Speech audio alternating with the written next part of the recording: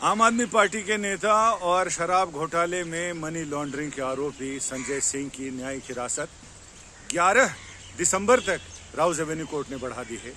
इसके मायने बहुत दूर तक हैं, क्योंकि इस मामले में जब चार्जशीट दाखिल की गई तो संजय सिंह के वकीलों ने कोर्ट को ये कहा, ये आरोप लगाया कि चार्जशीट जब सीलबंद लिफाफे में दाखिल की गई थी तो मीडिया तक कैसे पहुंची।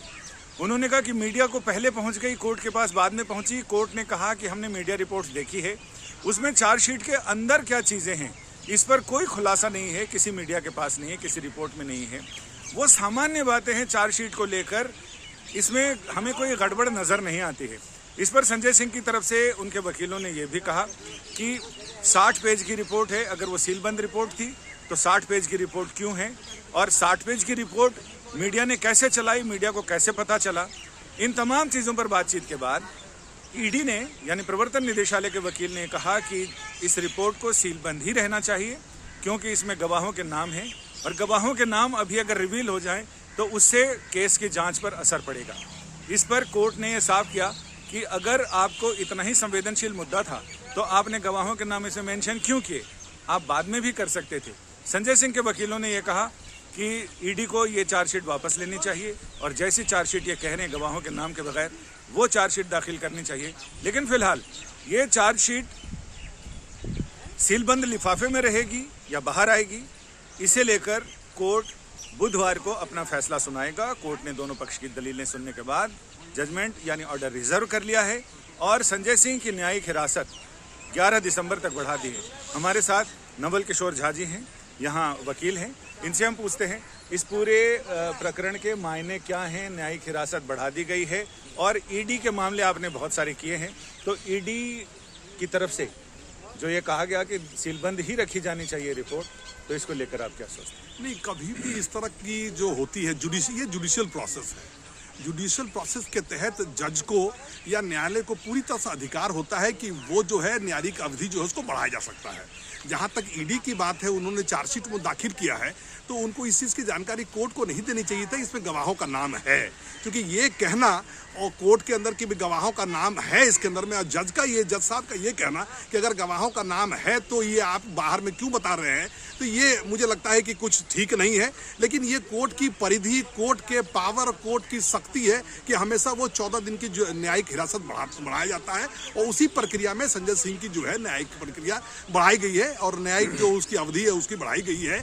और मुझे लगता है कि वो जो बंद लिफाफा है उसको कोर्ट देख करके जो है वो आदेश उस पर पारित करेगी। मुझे नहीं लगता है कि इसमें कोई भी गड़बड़ है, कुछ इस तरह की बातें हैं। इसमें यह भी कहा कि चार्जशीट की कॉपी जिन गवाहों की बात आप कर रहे हैं, बाकी गवाहों के नाम हटा के आप बाकी लोगों को जो आरोपी हैं उनको दे सकते हैं, तो इसमें क्या चार्जशीट में संशोधन करके देंगे या फिर वैसे ही दे देंगे जिसमें गवाहों के नाम भी हैं?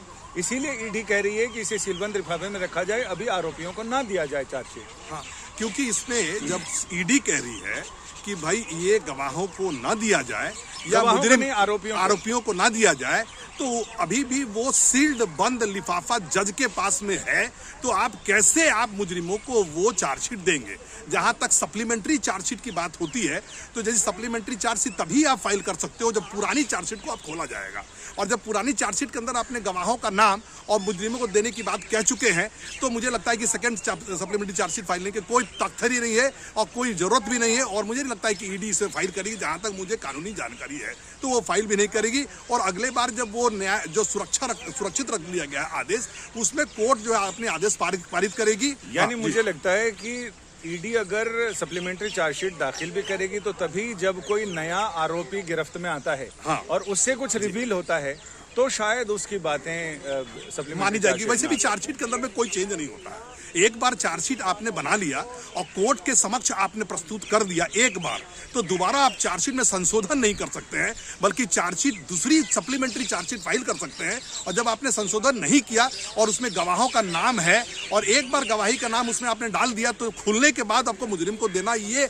आपको जरूर है, वो कोर्ट देती है मुजरिमों को। और मुझे लगता है कि संशोधन, मुझे नहीं लगता है कि सेकंड सप्लीमेंट्री चार्जशीट फाइल की जाएगी। कोर्ट वैसे के वैसे रखेगी और अपनी जो आदेश है वो अगले बार में सुनाएगी। और ये जो न्यायिक हिरासत संजय सिंह का बढ़ गया है वो एक कानूनी प्रक्रिया है जो हमेशा न्यायालय से लोग आते हैं और उसको बढ़ाया जाता है।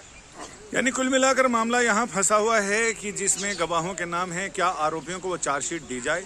आरोपियों को चार्जशीट दी जाए तो उनको ये भी पता चलेगा कि इनमें बाकी और गवाह कौन कौन हैं जिन्हें ईडी ने अपने चार्जशीट में बना के रखा है, उन पर क्या प्रेशर माउंट किया जा सकता है प्रत्यक्ष या परोक्ष रूप से।